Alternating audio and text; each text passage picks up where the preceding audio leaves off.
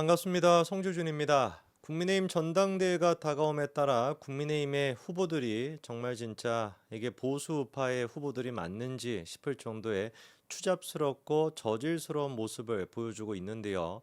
물론 아무리 그렇다라고 할지라도 이재명에 비할 바는 되지 않을 겁니다라고 얘기하고 싶습니다만 어떤 후보는 모 특정 후보는 정말 개딸들이 할 법한 그런 짓거리를 하고 있어가지고 이런 얘기도 쉽지는 않기는 않네요. 오늘 좀 얘기를 해봐야 되는 거는 이재명 대표를 둘러싸고 있는 검찰들의 분노에 대한 이야기를 좀 해보고자 하는데요. 여러분들이 만약에 지금 자기의 아들이나 딸이 검사라고 한다면은 어떤 생각이 좀 드실 것 같습니까? 사실 뭐 검사가 되기 위해서는 뭐 공부를 뭐 어느 정도 잘해야 되겠어요? 뭐 어마어마하게 공부를 많이 해야 되겠고 머리도 좋아야 되겠고 민첩성과 뭐 순발력 모든 것들을 다 갖추고 있어야 되죠. 한마디로 대한민국의 엘리트 중에 엘리트입니다. 그런데 그 엘리트 중에 엘리트가 수십 년을 공부를 해가지고 검사가 된 여러분들의 아들과 딸이 민주당의 누가 예시로 좋을까요? 장경태? 장경태 뭐 했죠? 근본이 없지 않습니까? 정청래 뭐 했죠? 무슨 뭐 길잡인지 애잡인지 뭐 그런 식의 하고 나지 않았습니까? 그런 사람들한테 그렇게 휘둘리는 것뿐만 아니라 아예 그냥 탄핵까지 당해가지고 직무정지가 되고 그 과정에서 얼마나 많은 스트레스를 받겠습니까? 검사도 검사이기 전에 한 명의 국민이고 한 명의 사람입니다. 검사도 가족이 있겠고 가족뿐만 아니라 자식들도 있겠죠. 그 가족 자체를 파탄내는 짓거리를 저렇게나 자행하고 있는데 그거를 보시는 부모의 심정이 과연 어떻겠습니까? 이번에 그 검사들 또한 마찬가지로 민주당의 저런 횡포에 대해 가지고 가만히 지켜보고 있는 것 같지는 않습니다. 벌써 검찰 내부적으로 나오는 얘기가 반드시 이재명을 구속시키겠다라고 하는 의지로 지금 활활 타오르고 있다라고 하는데요. 물론 이제 예전에도 계속해 가지고 수사를 열심히 하고 계셨죠. 지금 이제 이재명과 관련된 거의 대부분의 범죄 혐의들 같은 경우는 다 기소가 됐습니다.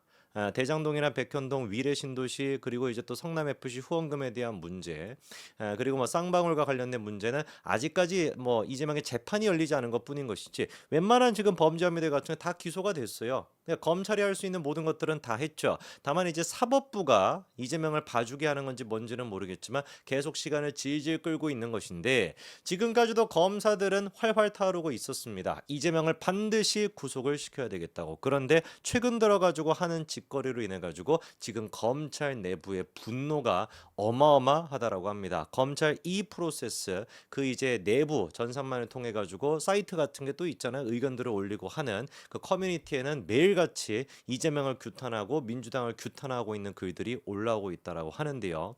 최근에 특히나 이제 검사들이 폭발할 수밖에 없었던 게 민주당 쪽에서 대장동 등 이재명에 대한 수사를 진행하고 있는 4명의 검사에 대한 탄핵소추안을 통과시켰기 때문에 그렇습니다. 민주당 같은 경우는 단일 민주당만으로 탄핵소추안을 통과시킬 수가 있죠. 물론 100% 이거는 헌재에 가가지고 기각이 될 겁니다. 그럼에도 불구하고 헌재 판단이 나올 때까지 6개월 정도 시간이 걸릴 것인데 그때 동안은 직무가 정지가 돼버리게 되거든요. 그 6개월 동안 직무가 정지가 되니까 게다가 4명을 한꺼번에 탄핵소추안을 통과시켰다 보니까 6개월보다 시간이 더 걸릴 수가 있겠죠. 그 시간 동안 뭐가 되는 겁니까? 이재명은 버는 거예요. 대선 때까지 버틸 수 있는. 이런 짓거리를 한다라는 게 너무 명백하다 보니까 검사들이 지금 분노하지 않을 수가 없겠죠. 그렇죠? 지금 폭발 직전도 아니고 그냥 폭발한 상태입니다. 자, 국민의힘 또한 마찬가지로 민주당이 검사까지도 탄핵 소추안을 통과시킨 거에 대해서 이재명 본인 스스로가 유죄라고 인정한 것과 다름이 없다. 사실 이런 식으로 지금 검사를 탄핵시킨 것이야말로 이재명이 거꾸로 탄핵당해야 되는 강력한 이유다. 이런 얘기도 나오고 있고요. 여기서 한술 더 떴습니다. 민주당이 지금 뭐까지 하고 있습니까? 정청래가 법사위원장이죠. 법사위원장인 정청래가 지금 뭐까지 요구하고 있어요? 탄핵소추안이 통과가 된 4명의 검사에 대한 청문회를 열어가지고 질의를 하겠다. 이렇게까지도 얘기하고 있습니다. 그리고 그 청문회에 참석하지 않는다면은 무슨 뭐 동행 명령까지 시켜가지고 강제로 출석을 시키겠다. 이렇게까지도 얘기하고 있는 상태예요. 탄핵 소추안을 통과시킨 걸로도 모자라가지고 뭐까지 하겠다라는 겁니까? 공개적으로 이제 인민 재판까지도 하겠다라는 것이죠.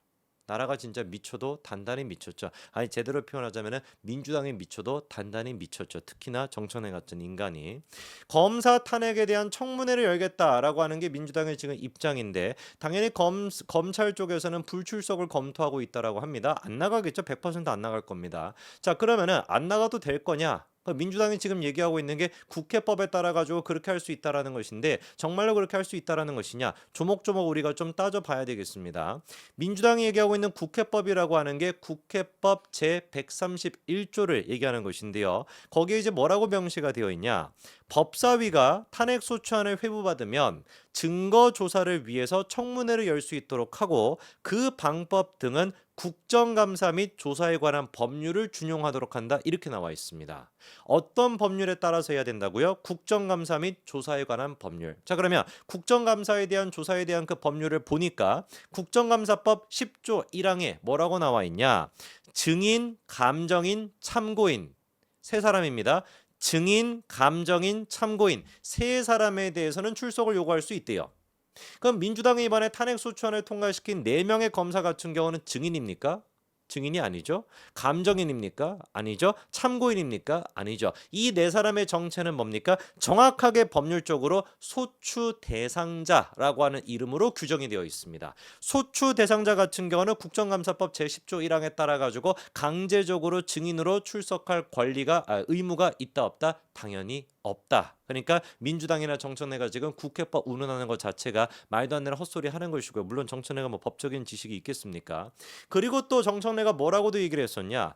증인이 출석을 거부하면은 동행명령장을 발부해 강제 구인할 수도 있고 증인 불출석에 대해서 처벌할 수도 있다라고도 얘기했습니다. 이것도 정말 사실일까? 한번 보니까 국회에서 증언 감정에 대한 법률 6조를 보니까요.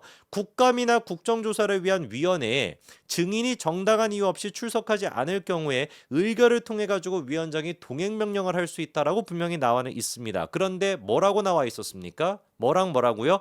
국감과 국정조사. 뭐는 해당이 없는 거예요? 청문회는 해당이 없습니다.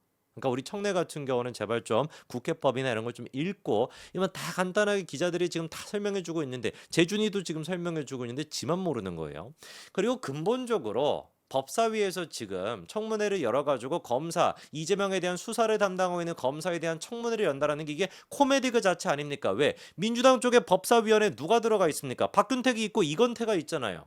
박균택이가 뭐였습니까? 이재명의 변호를 맡았던 사람이 박균택 아닙니까?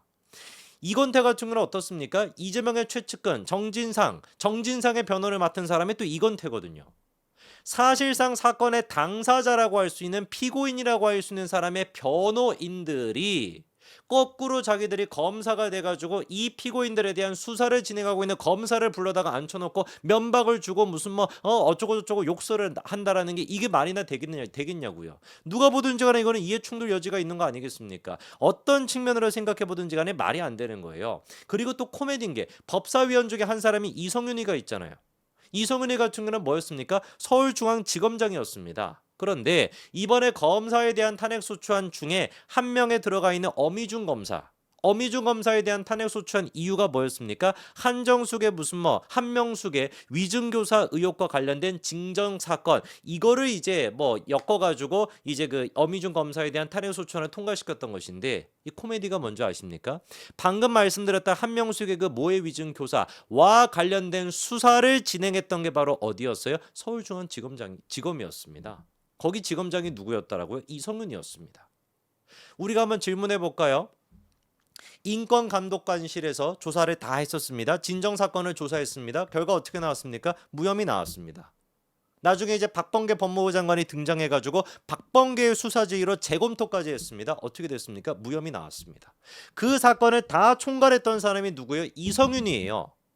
이성윤이가 지금 법사위원이니까 본인이 얘기해보세요. 본인이 그렇게 무혐의로 사실상 종결 처리가 됐었던 그 사건의 책임자였는데 그 무혐의로 종결된 사건을 가지고 어미중 검사에 대한 탄핵소추안이 통과가 된 거에 대해서 이성윤은 뭐라고 생각하는지. 말이 안 되는 거 아닙니까? 지들이 수사를 해가지고 박범계도 자기가 수사를 지휘해가지고 이성윤 박범계가 다 수사를 지휘해가지고 무혐의로 끝난 사안인데 그거를 또 끌고 와가지고 탄핵소추안의 근거로 쓴다라는 게 이게 말이나 되겠습니까? 너무 말 같지도 않은 짓거리를 하다 보니까 검사들도 폭발을 안 할래야 안 할 수가 없는 것이죠. 이번에 그래가지고 아주 강력한 한 수를 검찰에서 뒀습니다. 그게 바로 뭐였습니까? 경기도 법카 유용 의혹에 대해 가지고 이재명 부부 두 사람에 대한 소환 통보를 했죠.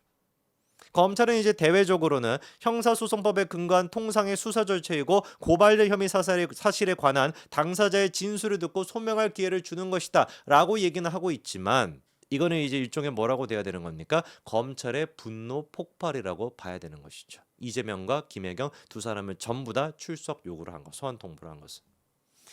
검찰도 참을 만큼 참았습니다. 그리고 지금 내부적으로 이재명만큼은 반드시 구속시켜야 된다라고 하는 의지로 똘똘 가득 차 있는 상태입니다. 과연 이재명이가 언제까지 버틸 수 있을까요? 그렇게 철옹성 같아 보이는 개딸 집단도 이재명의 그 권위가 균열이 딱 조금이라도 생기는 순간 무너져 내릴 것이고 그 틈에 바로 검찰이 나서가지고 이재명에 대한 구속으로 끝장을 낼 겁니다.